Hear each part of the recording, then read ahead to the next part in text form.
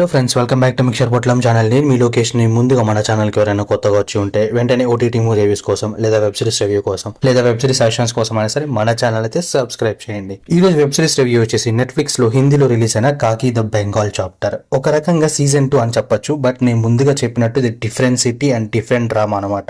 ఎవరైనా కొత్తగా crime based series start చేద్దాం అనుకుంటే దీనికంటే ముందు వచ్చిన సిరీస్ అంటే సీజన్ 1 అయిన కాకి ద బీహార్ చాప్టర్ చూడండి. అది చాలా అంటే చాలా బాగుంటుంది. మన ఛానల్లో ఆల్రెడీ 2 days బ్యాక్ రివ్యూ కూడా ఇచ్చాను.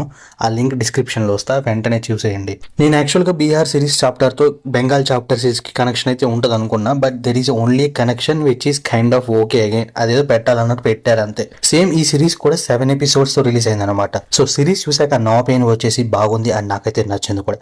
బట్ కొద్దిగా డిసప్పాయింట్ అయ్యాను. ఎందుకు డిసప్పాయింట్ అయ్యానని చెప్పేసి లాస్ట్ లో అయితే చెప్తా. నాకు నచ్చిన ఎపిసోడ్స్ ఏమైనా ఉన్నాయా అంటే ఎపిసోడ్ 4 నుంచి 7 వరకు చాలా బాగుంటది అండ్ 2 ట్విస్ట్లు కూడా ఉంటాయి, చాలా బాగుంటాయి అవి కూడా. సిరీస్ అంతా కూడా 1988 టు ఎర్లీ 2000s లోని కోల్కతాలోని political condition and crime situations ని మనకైతే చూపిస్తారు. జనరల్ గా బెంగాల్ అంటే ఆ స్టేట్ రిచ్ కల్చర్ గానీ, హెరిటేజ్ కానీ, లిటరేచర్ కానీ ఇవన్నీ గుర్తొస్తాయి మనకి.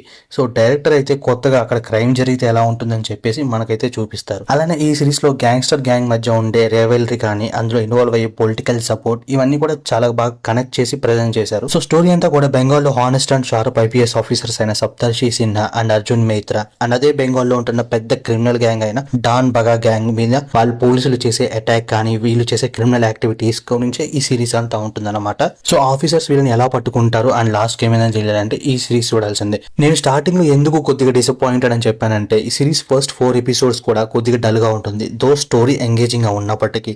అంటే ఫస్ట్ ఎపిసోడ్ లో ఒక క్యారెక్టర్ ఉంటుంది అనమాట ఐపీఎస్ ఆఫీసర్ది, దానికి ఇంకా మంచి స్కోప్ ఉంది. 4th episode దాకా యూటిలైజ్ చేసుకోవచ్చు అనిపించింది. Otherwise it's a strong performances from lead actors అనొచ్చు. ఆల్సో ఇంకో రీజన్ కూడా ఉంది. ఫస్ట్ సీజన్ బీహార్ చాప్టర్ లో ఉండే ఓన్లీ ఒకే ఒక క్యారెక్టర్ తో బెంగాల్ చాప్టర్ అయితే కనెక్ట్ చేశారు. అదేంటో మీరు సిరీస్ లోనే చూడండి, అది మళ్ళీ చెప్తే స్పాయిలర్ అయిపోతుంది. నాకైతే అట్లీస్ట్ ఇంకా more number of characters or at least కొద్దిగా స్టోరీ లింక్ చేస్తే బాగుండి అనిపించింది. అప్పుడు ఇంకా వేరే లెవెల్లో ఉండేది ఈ సిరీస్ అయితే. అంటే ఇంకా స్పెసిఫిక్ గా నన్ను చెప్పమంటే లైక్ ఆ సిరీస్ లో ఉండే క్యారెక్టర్ ఈ సిరీస్ లోకి మళ్ళీ రావడం, దాన్ని ఇంకా స్టోరీ పెంచితే భలే ఉంటది అనిపించింది. So overall review of the series వచ్చేసి promising series for the weekend. And మీరు కూడా సిరీస్ చూసాక మీకేమనిపించిందో please do comment and thanks for watching.